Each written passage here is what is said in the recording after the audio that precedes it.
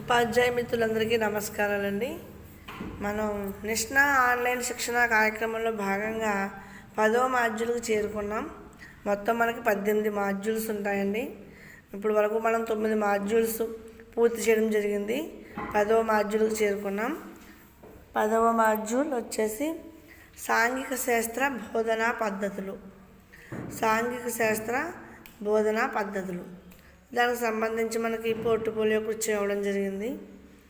ఒకసారి మన పోర్ట్ఫోలియో కనుక గమనించినట్లయితే సాంఘిక శాస్త్ర బోధనా పద్ధతులు, సాంఘిక శాస్త్రంలో కృత్యాధార బోధన. సాంఘిక శాస్త్రం అంటే కొంచెం అదొక బోరింగ్ సబ్జెక్టుగా ఉంటుంది పిల్లలందరికీ. సోషల్ మాస్టర్ ఏదో చెప్తున్నారు, మనకు అది అర్థం అవ్వట్లేదు అనుకుంటారు.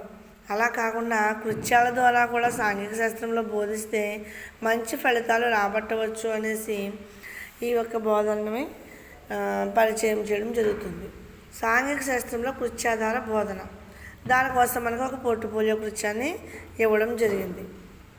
అదేంటంటే చరిత్ర, భూగోళ శాస్త్రం, సాంఘిక రాజకీయ జీవితంలో ఏదో ఒక సబ్జెక్టు నుండి ఒక భావనను తీసుకుని విద్యార్థులు చురుగ్గా పాల్గొనే ఏదైనా ఒక కృత్యాన్ని రూపకల్పన చేయండి.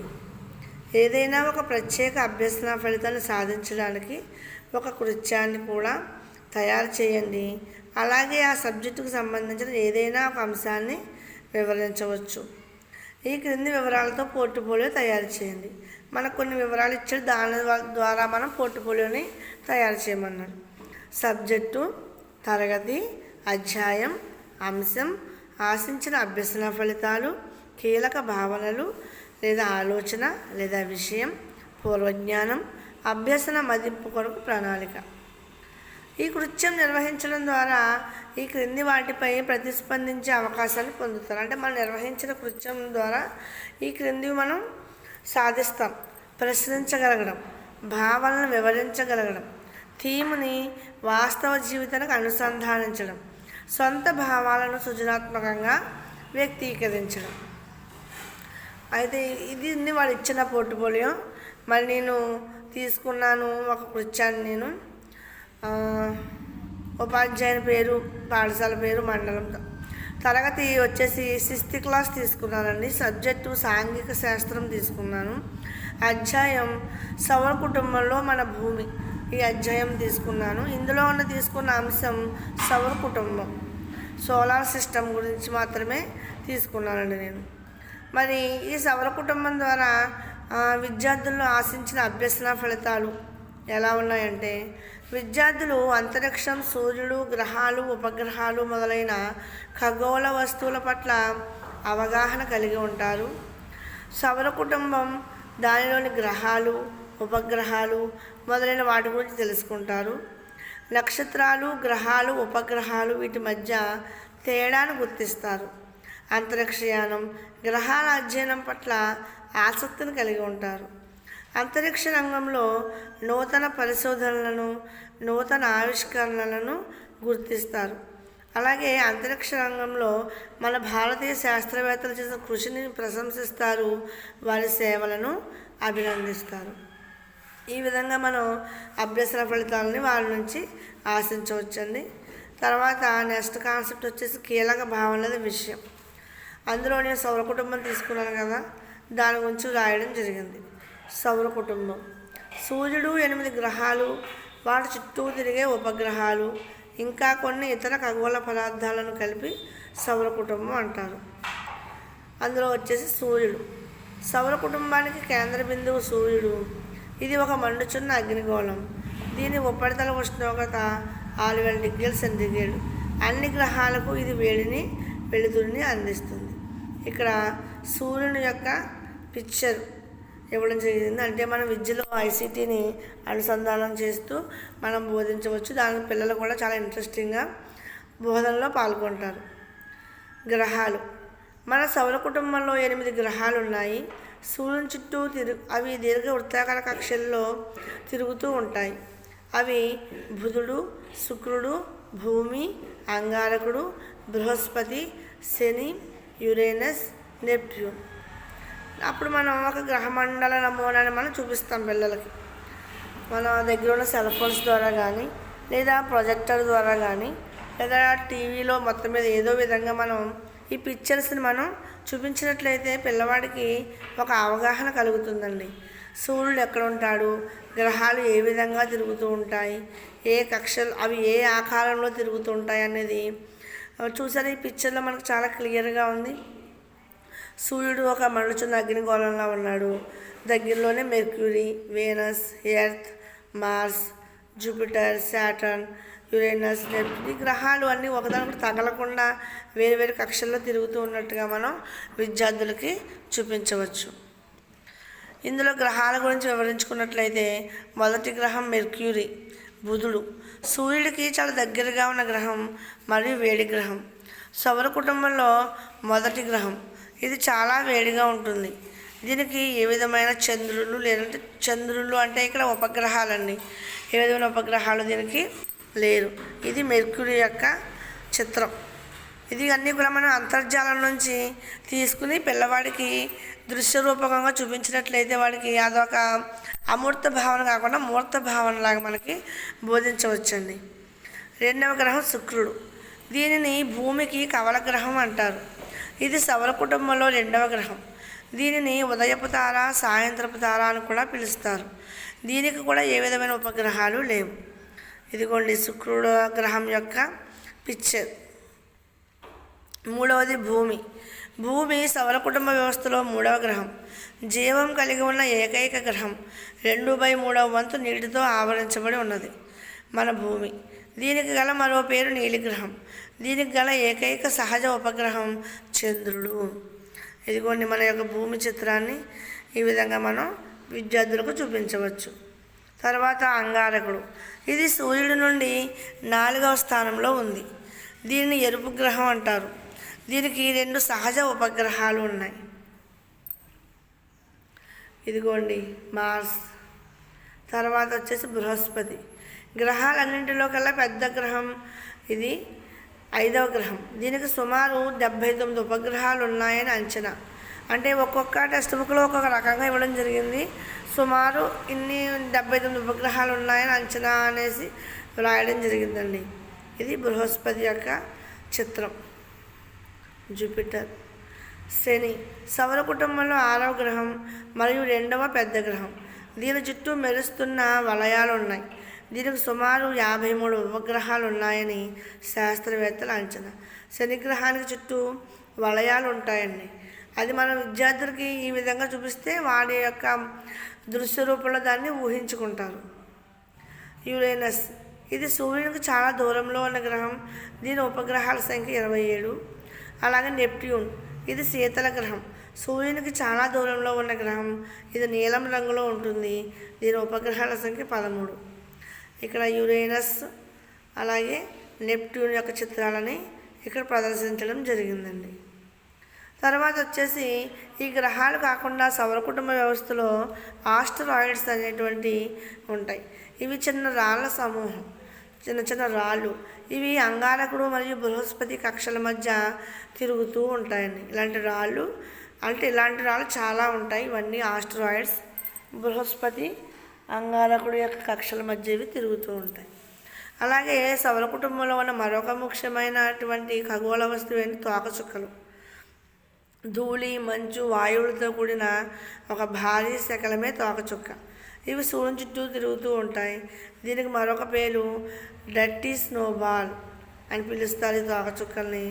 మనకు దగ్గరలో అంటే మనకి హేలీ తోకచుక్క అనేది పేరు మనం చాలాసార్లు చదివి ఉంటాం. అది 72 ఇయర్స్కి ఒకసారి కనిపిస్తూ ఉంటుంది మనకి. అలాగే ఇది కూడా తోకచుక్క. ఇక్కడికి మనం విషయాన్ని కీలక భావనలను వివరించడం జరిగింది. దీని తర్వాత విద్యార్థికి ఉన్న పూర్వజ్ఞానాన్ని గురించి మనం తెలుసుకున్నట్లయితే విద్యార్థులు ఆకాశం, నక్షత్రాలు, సూర్యుడు, చంద్రుడు, భూమి తదితర ఖగోళ పదార్థాల పట్ల పూర్వజ్ఞానం కలిగి ఉంటారు. మనం పాఠం బోధించడానికన్నా ముందు వాళ్ళకి ఈ విషయాలన్నీ తెలుస్తూ ఉంటాయండి. అలాగే రాత్రి పగలు ఏర్పడటం, ఋతువులు ఏర్పడటం, గ్రహణాలు మొదలైన విషయాల పట్ల కూడా వారు పూర్వజ్ఞానం కలిగి ఉంటారు. భూమి బల్లపరుపుగా లేదని, అది గోళాకారంగా ఉందని, అది సూర్యుని చుట్టూ పరిభ్రమిస్తుందని కూడా పూర్వజ్ఞానంలో కలిగి ఉంటారు. ఇక్కడ వరకు రాసిందని. ఇప్పుడు మనం పిల్లవాడిని చురుకుగా పాల్గొనేలా చేయడానికి మనం వేసుకునే ప్రణాళిక. మనం ఎటువంటి కృత్యాలను క్లాస్ రూమ్లో కనుక చేయిస్తే విద్యార్థులు ఈ సాంఘిక శాస్త్రం పట్ల ఆసక్తి కలిగి చురుకుగా పాల్గొంటారు. దీనికి ఇక్కడ ఒక కృత్యాన్ని వివరించడం జరిగిందండి. సౌర కుటుంబ వ్యవస్థని విద్యార్థులు బాగా అవగాహన చేసుకున్నటకు దాని వర్కింగ్ మోడల్ ప్రదర్శింపచేయవచ్చును. దీనికోసం వేరు వేరు సైజుల్లో ప్లాస్టిక్ బంతులు తీసుకుని వాటికి రంగులు వేయవలను. మధ్యలో పెద్ద బంతి సూర్యుడిగా ఉంచి మిగిలిన బంతులను గ్రహాలుగా వాటి చుట్టూ స్ప్రింగ్ల సహాయంతో పటంలో చూపించిన మాదిరిగా దీర్ఘ వృత్తాకార కక్షల్లో అమర్చాలి. ఈ అమరికను అంతా ఒక అట్టముక్కపై లేదా చెక్క బల్లపై అమర్చి వాటిని తిరిగేలా చేయవచ్చు. దీని ద్వారా విద్యార్థికి సౌర కుటుంబ వ్యవస్థ దృశ్య రూపంగా కనబడుతుంది. గ్రహాల అమరిక, అవి పరిభ్రమించే విధానం, కక్షల తీరు దృశ్యరూపంగా ఉండి విద్యార్థులు కృత్యంలో చురుకుగా పాల్గొని బాగా అవగాహన చేసుకుంటారు. ఈ విధంగా ఇంకొన్ని వర్కింగ్ మోడల్ ఇలా మధ్యలో సూర్యుని పెట్టి మిగతా గ్రహాలని పెట్టి స్ప్రింగుల సహాయంతో అలాగే సన్నపాటి ఊచల లాంటి సహాయంతో వాటిని మూవ్ చేయొచ్చండి. ఈ విధమైన వర్కింగ్ మోడల్ చూపించినప్పుడు విద్యార్థులకి వాటిని తాకుతారు. ఈ గ్రహాలన్నీ చేయకపోవడం ఆ బాల్స్ అనుకోరవి గ్రహాల కింద భావించుకుని వాటిని తాకి వాటిని వారు ఏం చేస్తారంటే స్పర్శ ద్వారా వాళ్ళు అనుభూతి చెందుతారు. దాని ద్వారా మనం చూపించవచ్చు. అలాగే నేను ఇందులో రాయలేదు కానివ్వండి, ప్రొజెక్టర్ ద్వారా కూడా మనం ఇది వేసి వర్కింగ్ మోడల్ వేసి అంటే ఎలా తిరుగుతున్నాయి అన్నది ఒక వీడియో రూపంలో మనం చూపించినా కూడా పిల్లవాడికి బాగా అర్థమవుతుందండి. నేను ఇక్కడ మరొక కృత్యం తీసుకున్నాను. ఇది విద్యార్థుల జట్టు కృత్యం అండి. ఇది విద్యార్థులను ఒక్కొక్క గ్రహంగా మాస్కులు ధరించి రోల్ ప్లే చేయమనాలి. ఒకరికి బుధ గ్రహం, ఒకరి శుక్రగ్రహం, అలా మనం గ్రహాల యొక్క నమూనాని మనం ఒక మాస్క్ రూపంలో చిత్రీకరించి విద్యార్థులకు ధరించమనాలి. అక్కడ ఈ యొక్క కృత్యం పేరుని పైన రాయడం మర్చిపోయానండి. ఈ యొక్క కృత్యం పేరు నేనెవరిని అనే ఒక కృత్యం అండి ఇది. అయితే ఈ ధరించిన వాళ్ళు ఎదురుకు వచ్చేసి వాళ్ళు ఏం చేస్తారు, క్లూ ఇస్తారు. క్లూ ఇచ్చి తమ పేరేంటో చెప్పమని చెప్పి అడుగుతారు. ఉదాహరణకి ఇక్కడ నేను ఒక 5 ప్రశ్నలు రాశానండి.